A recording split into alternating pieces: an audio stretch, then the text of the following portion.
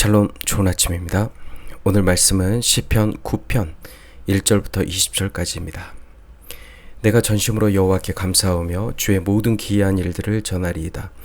내가 주를 기뻐하고 즐거워하며 지존하신 주의 이름을 찬송하리니 내 원수들이 물러갈 때 주 앞에서 넘어져 망함이니이다. 주께서 나의 의와 송사를 변호하셨으며 보좌에 앉으사 의롭게 심판하셨나이다. 이방 나라들을 책망하시고 악인을 멸하시며 그들의 이름을 영원히 지우셨나이다. 원수가 끊어져 영원히 멸망하였사오니 주께서 무너뜨린 성읍들을 기억할 수 없나이다. 여호와께서 영원히 앉으시며 심판을 위하여 보좌를 준비하셨도다. 공의로 세계를 심판하시며 정직으로 만민에게 판결을 내리시로다. 여호와는 압제를 당하는 자의 요새이시오 환난 때의 요새이시로다. 여호와여, 주의 이름을 아는 자는 주를 의지하오리니 이는 주를 찾는 자들을 버리지 아니하심이니이다. 너희는 시온에 계신 여호와를 찬송하며 그의 행사를 백성 중에 선포할지어다. 피 흘림을 신문하시는 이가 그들을 기억하시며 가난한 자의 부르짖음을 잊지 아니하시도다.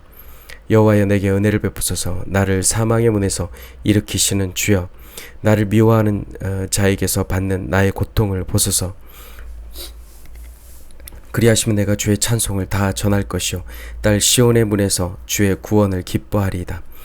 이방 나라들은 자기가 판 웅덩이에 빠지며 자기가 숨긴 그물에 자기 발이 걸렸도다. 여호와께서 자기를 알게 하사 심판을 행하셨으며 악인은 자기가 손으로 행한 일에 스스로 얽혔도다. 악인들이 수월로 돌아가며 하나님을 잊어버린 모든 이방 나라들이 그리하리로다.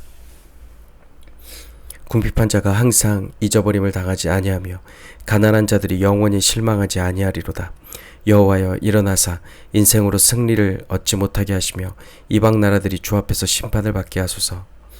여호와여, 그들을 두렵게 하시며 이방 나라들이 자기는 인생일 뿐인 줄 알게 하소서. 아멘. 오늘 시에는 5개의 동사를 사용하면서 하나님을 찬양합니다.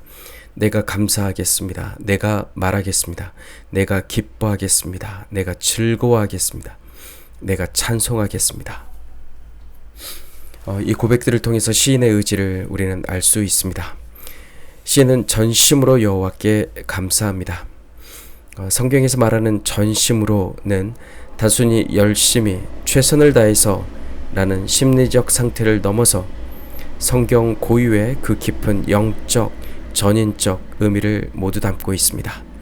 그것은 지성과 의지, 감정, 그리고 선택을 내리는 인간의 가장 깊은 내면과 중심을 뜻합니다. 오늘 전심으로로 번역된 히브리어 베콜 리비는 마음이 여러 갈래로 쪼개지지 않은 상태, 즉 100%의 순도 높은 마음을 의미합니다. 하나님을 향해 다른 마음, 딴 마음을 품지 않고 나의 모든 인격과 존재를 집중하여 나아가는 상태를 말합니다. 신약 성경에서는 헬라어 홀로스로 번역되었는데요. 이것은 전체의 완전한 조각나지 않은 상태를 뜻합니다. 통째로의 하나도 빠짐없이 전부인 것입니다.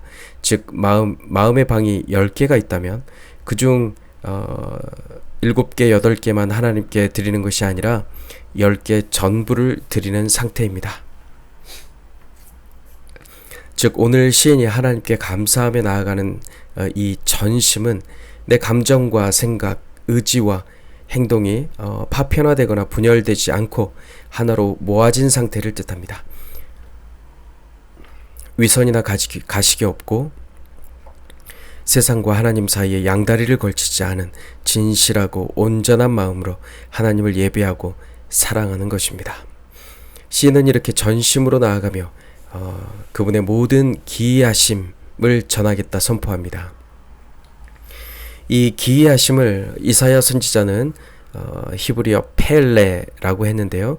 이것은 오셔서 기적을 행하실 메시아의 이름입니다. 우리 예수님의 또 다른 이름이 바로 기이하심, 펠레인 것이죠.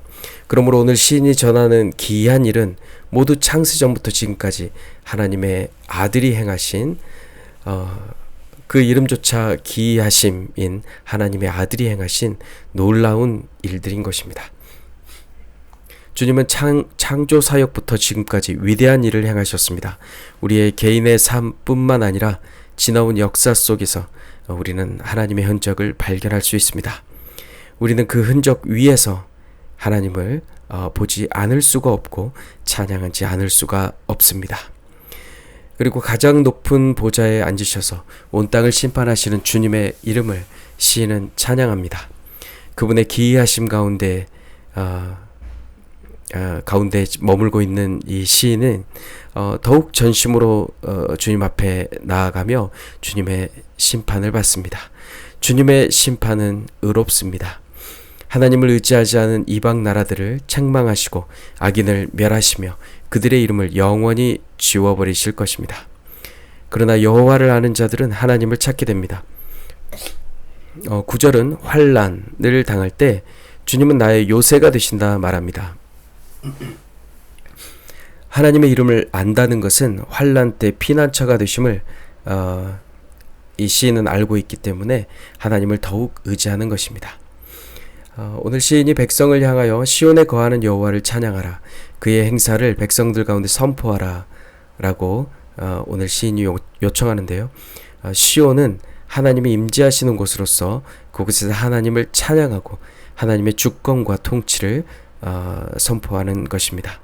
하나님은 압제당하는 자들의 억울함을 풀어주시고 또 가난한 자들의 부르짖음을 잊지 않으시고 응답하시는 분입니다. 시인은 그를 미워하는 자들로 인해 이제 죽음을 생각할 만큼 큰 고통을 겪고 있습니다. 악인들은 하나님이 보지도 감찰하지도 않으시는 것처럼 마치 하나님이 없는 것처럼 그들 마음대로 행동합니다. 그러나 우리 성도들에게는 사망의 문이 아니라 시온의 문이 있어서 우리를 죽음에서 생명으로 건지시며 구원하심을 믿으시기를 축복합니다. 주님을 알고 주님을 찾는 성도들은 오늘 죄로 인해 심판을 받지만 이것은 악인들의 최종 종착지인 그 스월이라고 불리우는 그곳이 아닙니다. 오늘 나에게 임한 하나님의 심판은 끝이 아니라 하나님을 알게 되는 통로가 되는 것입니다. 오늘 사망의 문에서 나를 일으키시며 심판 가운데 나를 일으키시며 주의 구원을 기뻐하게 하십니다. 보좌에 계신 주님은 오늘 이 아침에도 그분의 공의로우심으로 세계 모든 나라와 백성들을 심판하시고 정직으로 판결을 내리십니다. 이 땅에 사는 동안 예수님을 모르고 또 예수님께 나아가지 않는 사람들은 예수의 무덤에서 받는 이 심판을 받지 않기 때문에 결국 마지막에 스월로 내려갑니다. 사망의 문에서는 찬양도 감사도 구원도 더 이상 아무것도 없습니다. 하나님을 잊어버린 모든 사람은 예수님 다시 오실 때 결국 그렇게 심판을 받게 되는 것입니다.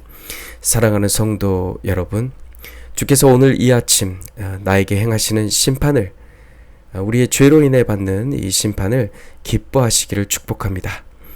오직 이 심판을 통해 나는 주께서 주신 새 생명으로 주님 예수의 무덤에서 예수와 함께 부활하여 새 생명으로 오늘 하루를 살 수 있는 것입니다. 주님의 심판은 옳습니다 라고 고백하면서 예수의 무덤에서 예수와 함께 죽고 예수와 함께 다시 부활하여 주님께서 주시는 하늘 양식으로 채워진 참으로 복된 하루 되시길 주님의 이름으로 축복합니다. 샬롬.